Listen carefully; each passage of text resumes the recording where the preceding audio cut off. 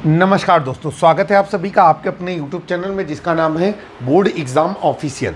आज का ये वीडियो NCERT की मेन बुक से है और जो सब्जेक्ट हमने चूज किया है वो है फिजिक्स पार्ट 1 और अध्याय का नाम है वैद्युत आवेश तथा क्षेत्र इलेक्ट्रिक। अध्याय का ये जो बहुत ही प्रमुख हिस्सा है वैद्युत आवेश तथा क्षेत्र, तो इसके न्यूमेरिकल को हम लोग सॉल्व कर रहे हैं और आज की इस वीडियो में क्वेश्चन नंबर 6 से आगे वाले प्रश्नों को हल किया जाएगा। तो ये हो गया क्वेश्चन नंबर 6 और जो अध्याय है आपका उसका नाम है वैद्युत आवेश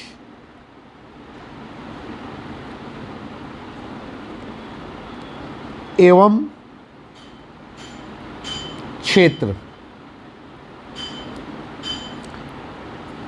चलिए क्वेश्चन नंबर 6 आपकी स्क्रीन पर। क्वेश्चन नंबर 6 क्या कह रहा है? कह रहे हैं 4 बिंदु आवेश। ठीक है, क्या क्या दिया गया है इसमें देखिए, थोड़ी सी टाइपिंग एरर हो गई है, उसको आप समझने की कोशिश करिएगा। तो कह रहे हैं 4 बिंदु आवेश दिए गए हैं। पहला आवेश है आपका QA, तो ये है आपका QA, ये 2 माइक्रोकुलाम का है। और जो दूसरा बिंदु आवेश है वो है QB, तो ये हो जाएगा QB, ये हटा देंगे और ये कॉमा लगा करके लिख देंगे QB, और ये है आपका -5 माइक्रोकुलाम का। तीसरा आवेश जो है वो QC है और ये 2 माइक्रोकुलाम का है। और चौथा आवेश जो है वो QD है और ये -5 माइक्रोकुलाम का है। कहा जा रहा है कि 10 सेंटीमीटर भुजा के किसी एक वर्ग ABCD के शीर्षों पर अव्यवस्थित है। वर्ग के केंद्र पर रखे 1 माइक्रोकुलाम आवेश पर लगने वाले बल की गणना कीजिए। आइए भाई हम ज़रा इस सवाल को समझने की कोशिश करेंगे। अब देखिए क्या करेंगे, यहाँ पर हम शुरू करते हैं सवाल को। एक हम वर्ग बनाएंगे और वर्ग का नाम रखते हैं ABCD। तो ये हमने वर्ग ड्रा कर दिया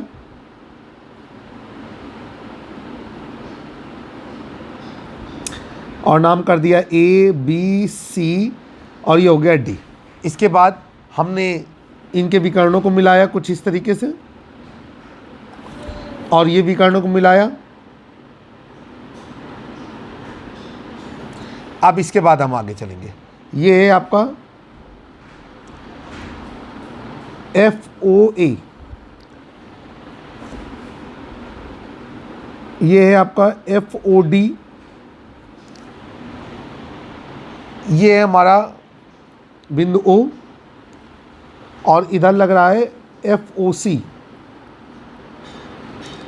और इधर क्या लगेगा हमारा FOB। और ये बीच में जो एक आवेश रखा हुआ है Q0, वो है हमारा कितना 1 माइक्रोकुलाम का। बिंदु A पर जो आवेश रखे हुए हैं उनकी बात करेंगे तो ये हो जाएगा आपका QA, ये है आपका 2 माइक्रोकुलाम। QB ये है आपका -5 माइक्रोकुलाम। QC ये है हमारा -5 माइक्रोकुलाम। QC ये हमारा 2 माइक्रोकुलाम का है। और QD तो ये है हमारा QD और ये है आपका -5 माइक्रोकुलाम का। ये सारी चीज़ें हमने जो है अव्यवस्थित कर ली। चलिए भाई सवाल को आगे लेकर के चलते हैं। अब काम शुरू करेंगे। चित्र तो बन करके तैयार हो गया। अब हम जानते हैं कि किसी आवेश पर कार्य करने वाले अन्य आवेशों के कारण कूलाम बलों को सदिश विधि द्वारा जोड़ा जाता है। ये आप सभी लोग जानते हैं।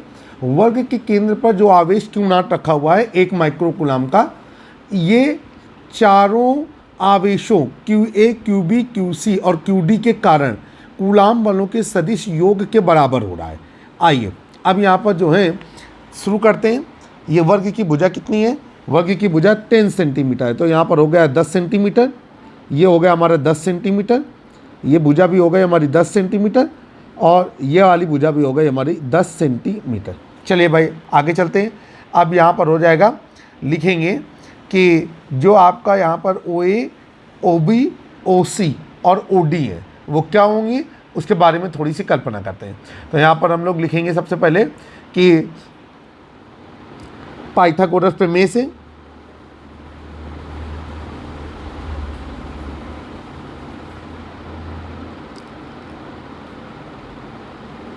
पाइथागोरस की प्रमेय क्या है आपका, ये हो जाएगा आपका AC का वर्ग बराबर AB का वर्ग प्लस BC का वर्ग। कौन सा त्रिभुज लिया है हमने, समकोण त्रिभुज ABC लिया वो।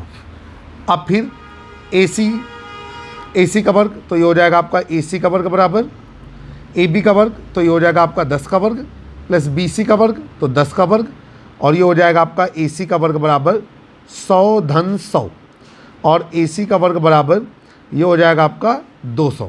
ठीक है, अब 200 को जब हम हल करेंगे तो ये हो जाएगा आपका AC बराबर √200 और ये कहलाएगा आपका AC बराबर हमारा 10 √2। ठीक है, और इकाई क्या लगा दिया, सेंटीमीटर।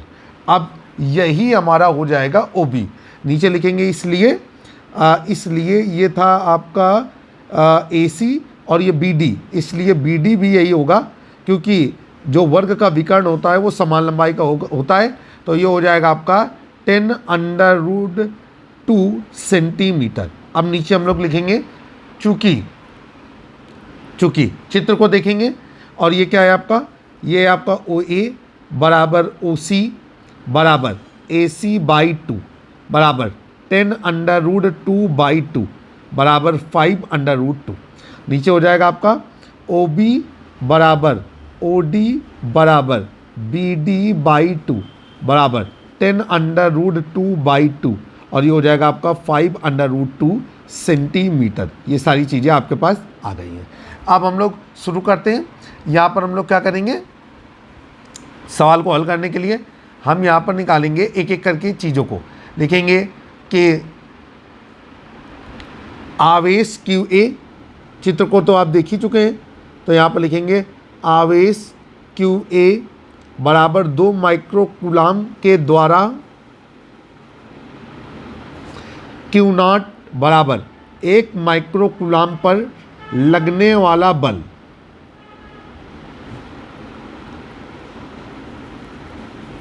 और आपको पता है वैद्युत बल क्या होता है, ये होता है आपका कि F बराबर 1/4 पाई Q1 Q2 अपान R²। ठीक है, तो ये हो जाएगा आपका F वेक्टर FOA बराबर 1/4 पाई ε0 और QA इंटू Q0 अपॉन नीचे हो जाएगा आपका R²। तो R का मान यहाँ पर क्या है, OA, तो OA का स्क्वायर। ठीक है, अब नीचे चलेंगे, ये हो जाएगा आपका F बराबर 1/4 पाई ε0 का मान रख दें तो 9 × 10⁹ न्यूटन मीटर स्क्वायर प्रति कूलाम स्क्वायर और गुणे QA का मान है आपका 2 माइक्रोकूलाम, तो 2 × 10⁻⁻6 कूलाम और 1 माइक्रोकूलाम 1 × 10⁻⁻6 कूलाम। अब बटे OA का मान क्या है, OA का मान है आपका 5 √2 इंटू 10⁻⁻2 का होल स्क्वायर। यहाँ फार्मूला लगाएंगे 1 माइक्रोकूलाम बराबर 1 × 10⁻⁻6 कूलाम। फार्मूले को जरूर से जरूर काले पेन से आप दर्शाएंगे और 1/4 पाई ε0 का मान भी दर्शाएंगे। तो 1/4 pi ε0 is equal to 9 × 10⁹ newton metre square प्रति कूलाम स्क्वायर। अब हम आगे चलेंगे। जब हम इन चीज़ों को हल करते हैं तो हमने क्या देखा कि रफ कॉपी पे हम हल करेंगे F बराबर, अब ये हो जाएगा आपका पूरा मान रखने के बाद हम इसको सॉल्व करके लाते हैं तो ये हमारा निकलता है कितना, 9 दूनी 18 × 10⁻9 -6, फिर इसके बाद -6 और +4, नीचे वाला भी हो गया और ये हो जाएगा 5 × 1.44। √2 का मान होता है 1.4142, तो इसको सही करेंगे 1.4142। ठीक है, 1.4142। आइए आगे चलते हैं। अब ये हो जाएगा आपका F बराबर, और जब भाग देंगे तो आपका फाइनली निकल कर क्या आ रहा है 3.6 और इकाई लगा देंगे न्यूटन। ठीक है, और इसकी जो दिशा रहेगी वो रहेगी बिंदु ओ से सी की ओर।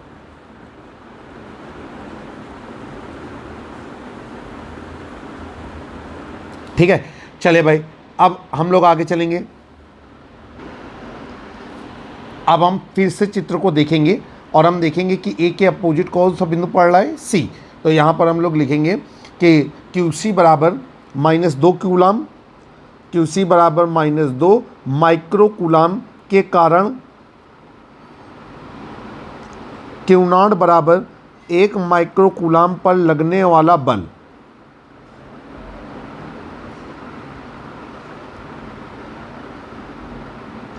और ये क्या हो गया आपका, ये हो गया FOC is equal to 1/4 pi epsilon naught QC Q0 upon नीचे हो गया आपका OC स्क्वायर। और आगे चलेंगे, ये हो जाएगा FOC is equal to 1/4 pi epsilon naught की वैल्यू 9 × 10⁹ न्यूटन मीटर स्क्वायर प्रति कूलाम स्क्वायर। और यहाँ जो माइक्रो कूलाम में वैल्यू दी गई थी उसको हम कूलाम में लिखेंगे। ठीक है, और ये हो जाएगा आपका A 2 × 10⁻⁻6 और गुणे 1 × 10⁻⁻6 बटे नीचे कितना हो गया, नीचे हो गया 5√2 × 10⁻⁻2 का होल स्क्वायर। आइए आगे चलेंगे। अब जब हम फिर से इसको हल करेंगे तो यहाँ पर हमारा आएगा कि सेम टू सेम चीज़ है, तो ये हो जाएगा FOC सेम टू सेम। हल करेंगे तो 3.6 न्यूटन आएगा और दिशा होगी, यहाँ दिशा रहेगी हमारी बिंदु O से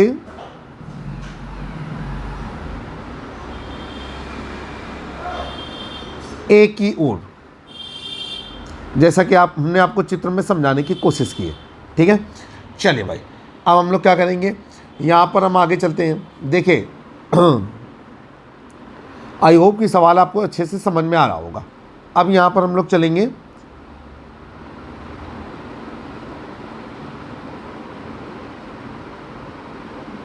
QC बराबर 2 माइक्रो कूलाम है, ये प्लस का रहेगा। आगे चलेंगे, अब हम लोग क्या लिखेंगे, नीचे लिखेंगे कि अतः हमको पता है कि ये दोनों बल जुड़ करके कितना बना देंगे, 0। तो ये हो गया आपका 0। अब फिर आगे चलेंगे। अब क्या करना है हमको, हम आपको एक चीज़ और बताना चाहते हैं कि ये क्यों हुआ है ऐसा, क्योंकि ये 0 क्यों हुआ, ये दिशाएं विपरीत होने के कारण, समान बल थे, दिशाएं विपरीत थी, तो ये एक दूसरे से निरस्त हो रहा है। एक की दिशा O से पहले वाले की दिशा O से C की ओर है। पहले वाले की दिशा को देखेंगे कहाँ है चित्र, तो O से, एक मिनट आप फिर से रुकेंगे,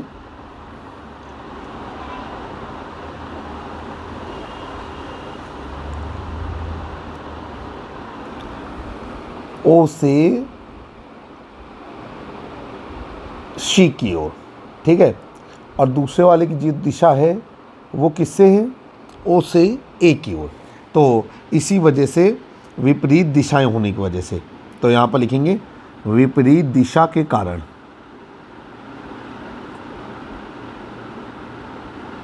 ये बताना बहुत ज़्यादा ज़रूरी था, वरना आप ये सोचते कि ये कैसे 3.6 और 3.6 जुड़ करके इतना हो गया। तो ये हमारे लिए बताना बहुत ज़्यादा ज़रूरत था कि ये जो दिशा है OC, ये बिंदु O से A की ओर काम करेगा, फोर्स OC वाला। और यहाँ जो नीचे आपको ये 0 निकल रहा है, वो क्यों निकल रहा है वो भी आपको पता है कि एक वैल्यू धनात्मक और एक वैल्यू ऋणात्मक, इसलिए वो 0 निकल रहा है। या फिर हम ये बोल सकते हैं दिशाओं का मामला। ठीक है, तो यहाँ पर नीचे लिखा सकते हैं कि दिशा विपरीत होने के कारण,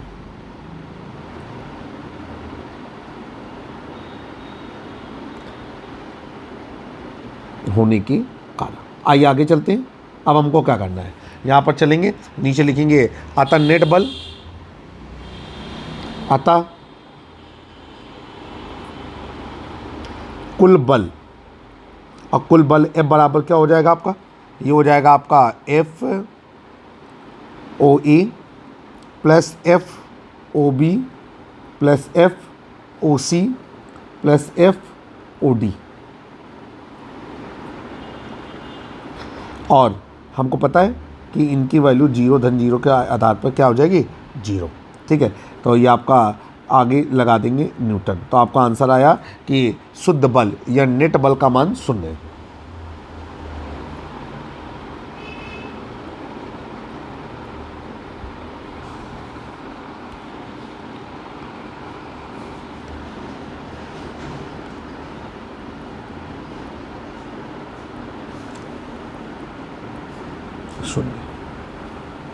सवाल बहुत अच्छा था और बहुत अच्छी तरीके से आपको इसको समझने की कोशिश करनी चाहिए।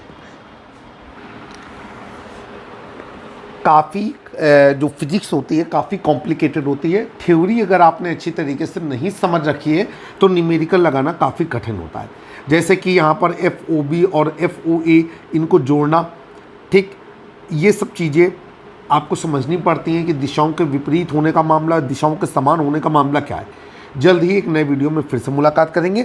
अगर चैनल पसंद आ रहा है चैनल को सब्सक्राइब कर लें, बेल आइकन दबाना ना भूलें।